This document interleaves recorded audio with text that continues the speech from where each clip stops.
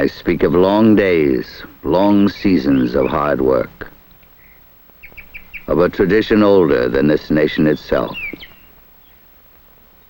I am a farmer. I was born to the earth. My generations are of the land. Farm radio time is 7 minutes before 6 o'clock. Tell you what, we're going to, as a service to all of you agricultural people, we're going to present livestock markets. At Eastern terminals, U.S. 1 to 3, 200 to 250 pound butchers sold at $49.50 to $50.50. Butcher hogs were selling today from $1 to $1.50 higher. I broke the land with my crude plow. In the east, in the south, in the Midwest, in the west. I went as pioneer, and in each new place, I made the land keep its silent promise of great harvest by soaking it with my sweat and my hopes, with my love. It has become as one with me, and I as one with it.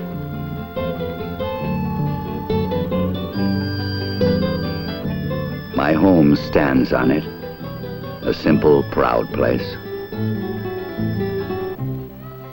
My children were born to it, grew on it.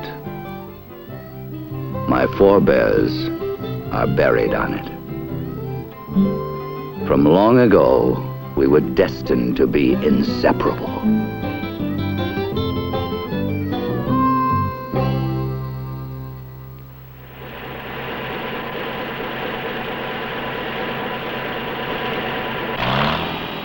The world changes. The crude plow is gone, a relic in a museum. But I still plow, and I still plant, and, God willing, I still harvest. Just as my father did, just as my grandfather did.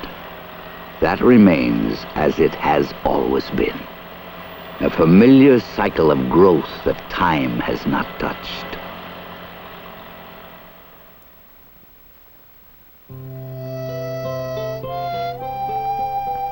I was on the land in colonial times, just hanging on at first, but doing better as years passed, getting the knack of a new place far from home. I had family in every country of the old world, but I was an American farmer. So were my neighbors and just about everyone else in the colonies. Farming was my heritage, but my family passed down to me. It was all I knew. Big plantations grew tobacco for the English. We grew for ourselves and those around us. Eating what we harvested, corn, some cabbage, squash, beans. It wasn't an easy life, but it wasn't a bad life either. Still, the land started to get tired. Maybe we worked it too hard. A lot of people gave in to the temptation of moving on.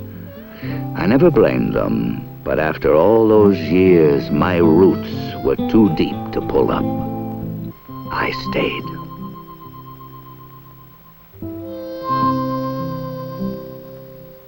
$50. 50. I hear the tobacco auctioneer's familiar song. It sings a salute to those who stayed east.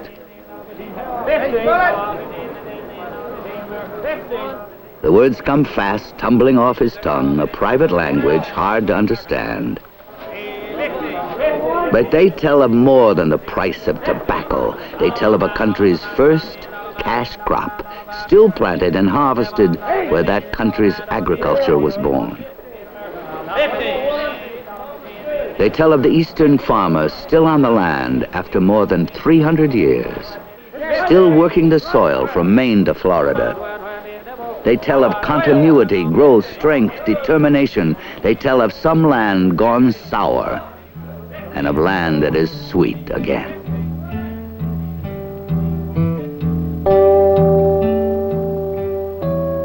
I walk together with the farmers of the South.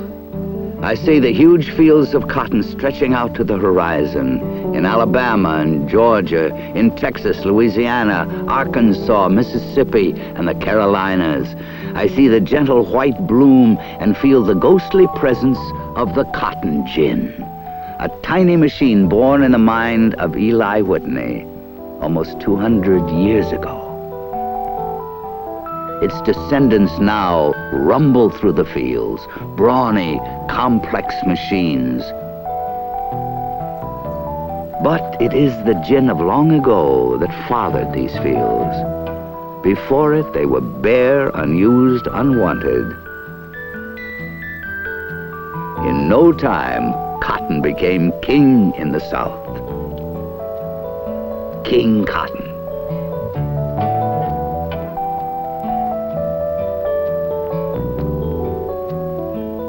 And the huge, lovely fields stretch out before me.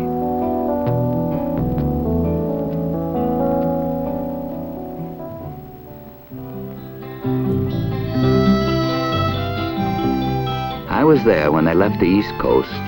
We were just a young nation then. They went west any way they could.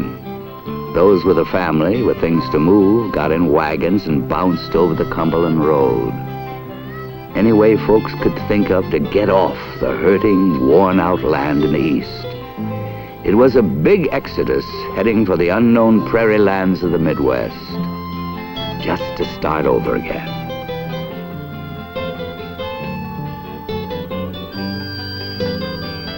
It was slow going. There was plenty of time to think and dream. They all dreamt about the land they were going to find, how it was going to be lush and green and new and just waiting for the plow.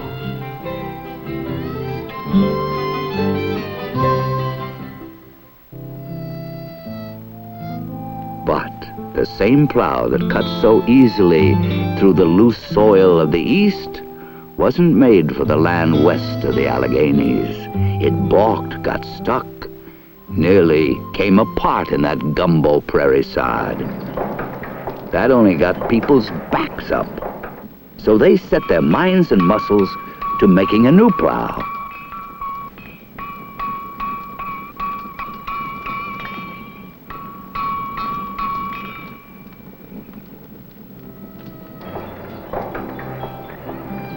Tried one thing and another until they found something that worked. Cut right through that turf. A steel plow they named the Prairie Queen.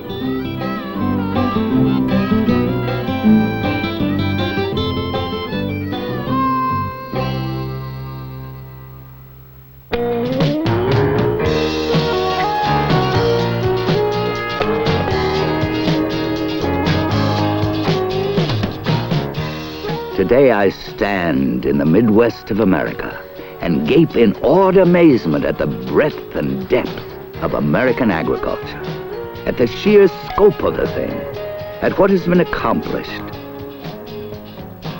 I look at the Midwest and know that once it was frontier territory, untamed, unplowed. Not that long ago.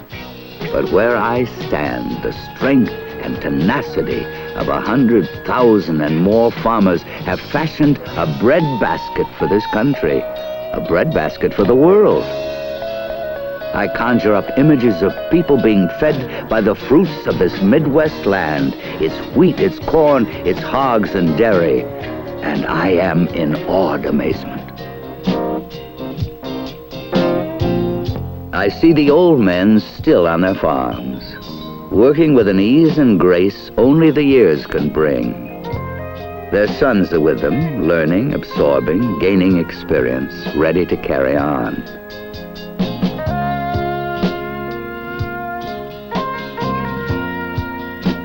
Family farms prospering, growing bigger. The backbone of American agriculture, but still a gambling business. That has not changed since the first farmer planted the first crop and waited for rain. Everything else has changed, though. I know by heart the three old-time ideals of the farmer: hard work, long hours, not owing. The first two still apply. But today, the cost of buying and maintaining farmland puts a man in debt. That's how it is. Farming is big business. It's a question of borrowing money to make money, like any business. And the machines, where 6 men were needed 25 years ago, 2 can do it all now. Because of the machines.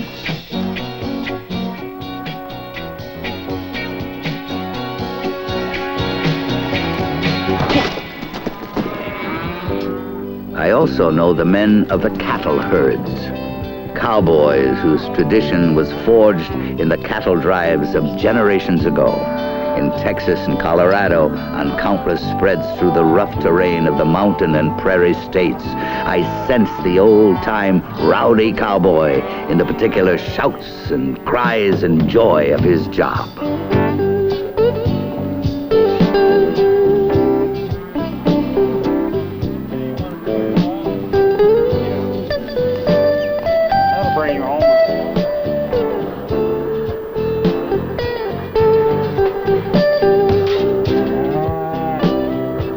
I have watched the miracle of life unfold over and over on the ranch. I am never bored by it. Seeing a cow give birth and begin gently mothering a surprised, wobbly calf, it's a marvel unlike any I have known. Yet I know the rancher. I know he must see the calf in dollars and cents. I believe it.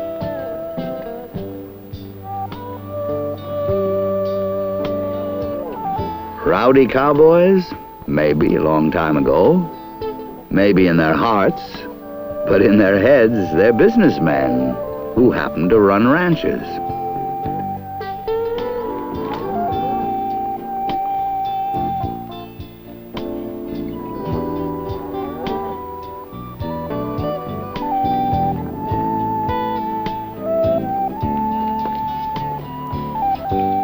Businessmen in a business that is one of the largest segments of American agriculture.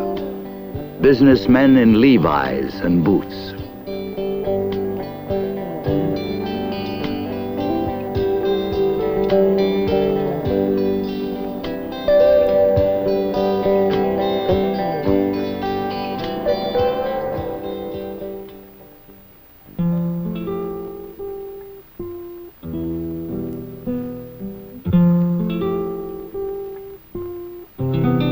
But I remember a time in our history when people moved on, leaving silent monuments to the farmer's endless itch to seek out new lands.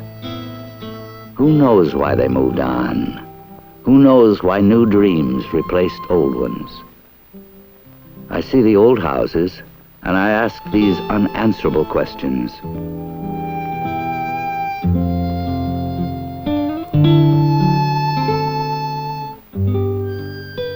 But I know this. They left the promise of the prairie, packed their goods, and joined wagon trains forming in places like St. Joe and Independence. They packed their goods and headed out for the new promised land. They packed their goods, and a lot of them never looked back as they headed for the Pacific.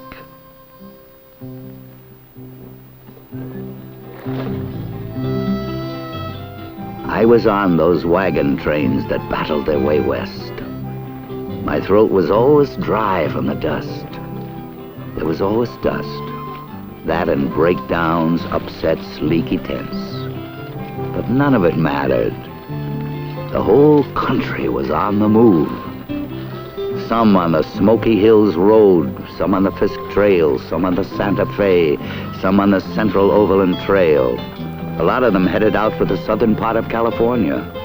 Farmers mostly, looking for new land to plow, new acres to grow their crops on. One thing was clear. There was no easy way of getting west. But that had no effect on the rolling tide. I marveled at their numbers.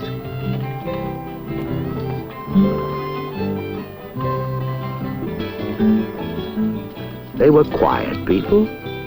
I remember one wagon that had the words, "Mind your own business" scrawled on the canvas. Most folks did.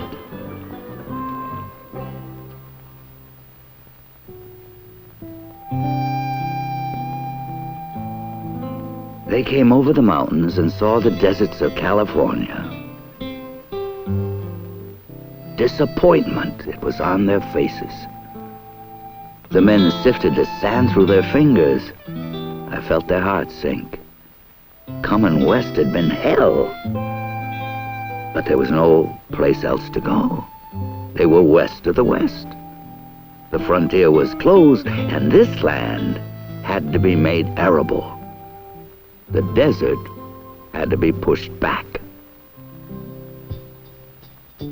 And 20th century technology made it all possible. I know, for I have heard the roar of diesel engines. I have felt the land groan under the weight of heavy machines.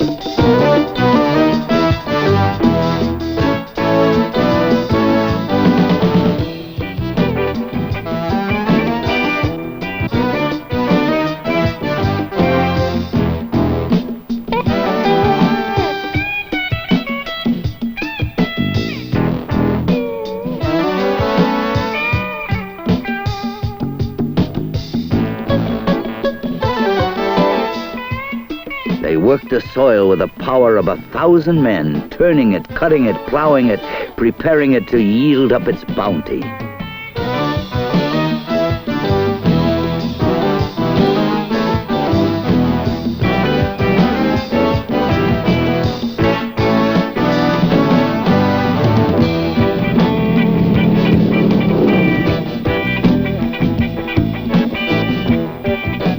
I look up and follow the path of a crop duster, dipping low, skimming the open fields. Still, it would all be for nothing without water.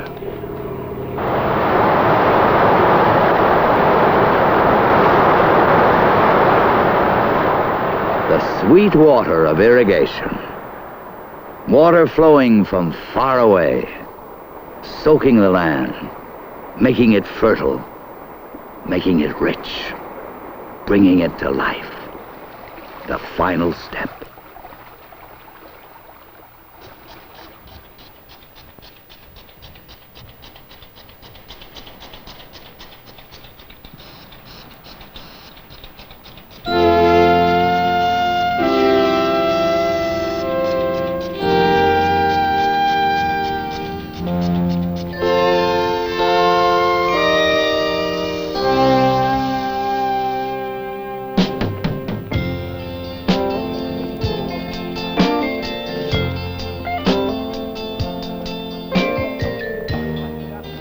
I stoop in the fields, in the hot sun, and pick the fruits and vegetables of the irrigated valleys. I am the hands of countless workers without whom the endless harvest cannot be brought in. But it is late in the day for these hands, for the people who stoop over the earth. The machines that do their work are coming fast, and those who pick now will be operating them. When they do, I will be riding those machines with them.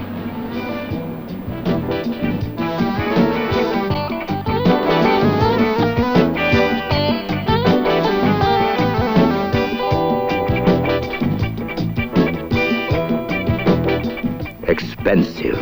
Yes, working the land requires money, all right. But what it returns in efficiency and productivity makes it all worthwhile.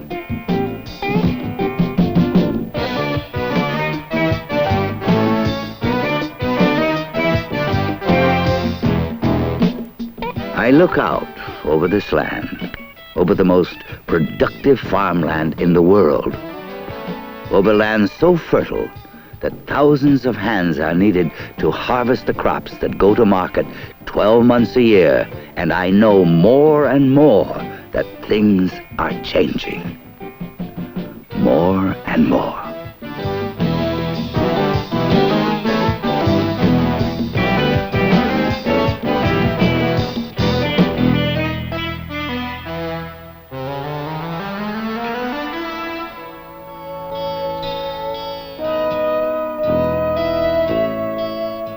I'm as much at home in the tall timber as on the flat farms of the Midwest. I watch the trees inch their way up, from saplings to giants blocking out the sun.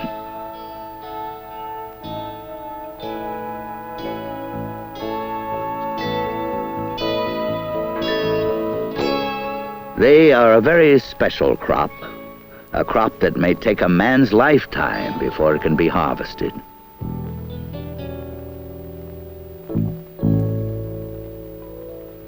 But harvested it is. Familiar cries of timber echo through the woods, and the big trees come down with an enormous grinding, resisting rumble. They are cut to size, put on trucks, hauled away. Just like cotton, just like peaches, just like asparagus. And the trucks. Day and night, the trucks rumble on the highways of concrete, loaded with the products of the farms. The trains move down shining steel tracks, 100 freight cars, behind 4 locomotives, hauling the fruits of America's farms, the result of American farmers' toil. It fills the trucks and trains and overflows the holds of ships with strange names bound for distant ports.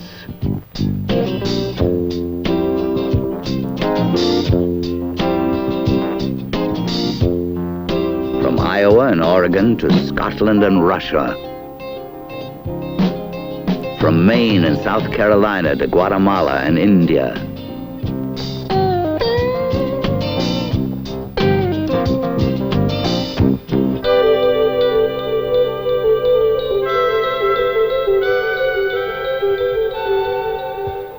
I see the farmers' products funnel down to all the ports of America and into the waiting ships of all the countries of the world. A never-ending flow, filling a never-ending order. Filling it because the farm has become as efficient, as productive as any factory. Filling it because the farm has become a world of machines. Filling it because the American farmer has learned to use those machines.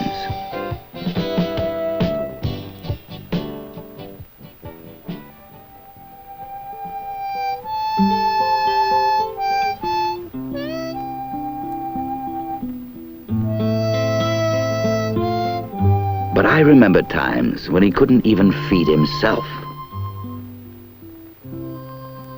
Dark times, the nightmare side of farming, populated with run-down, abandoned farms with dried-up fields, populated by prayers unanswered in empty pockets.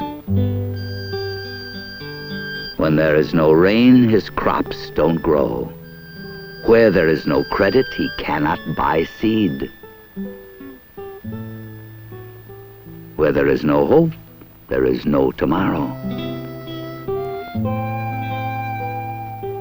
I remember when he couldn't even feed himself.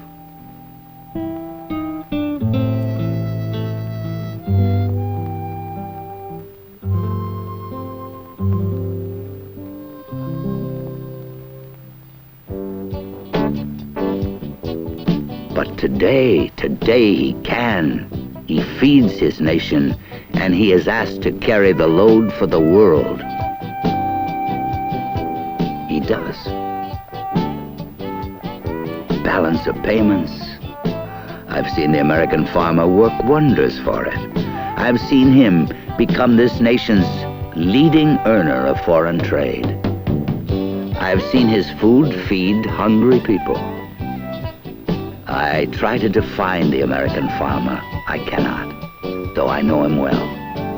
Images of him as laborer, mechanic, veterinarian, businessman, agronomist, pictures of strong faces, standard thoughts of farm animals carefully tended, of a new generation preparing to take over from one passing on.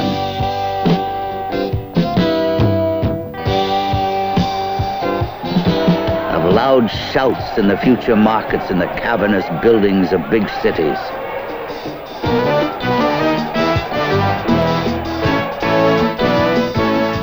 harvests of new life, of enormous bounty.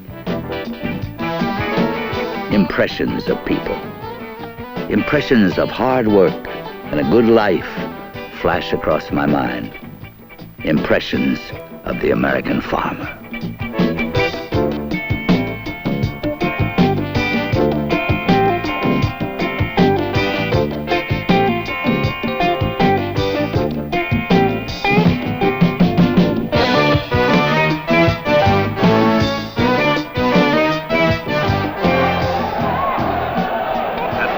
Board of Trade today, wheat was 3 to 4 1/2 cents a bushel lower. May futures selling at 3.41. Corn was 1/4 to 4 1/4 lower. May futures at 2.86. Oats were 1 1/4 lower to 1/4 higher. May futures at 1.51 3/4. Big business is on the land. That is true. Mechanization is on the land. That is true. But it's also true that the farmer is still on the land, remaining as he was, one man touching the soil, working from sunup to sundown to make it productive, taking his chances. That's how it was. That's how it is. That's how it will be. On about midday, they said the barrels and gilts were uneven, but mainly 50 to $1 lower. 1 to 3, 2 to 2.40 powder.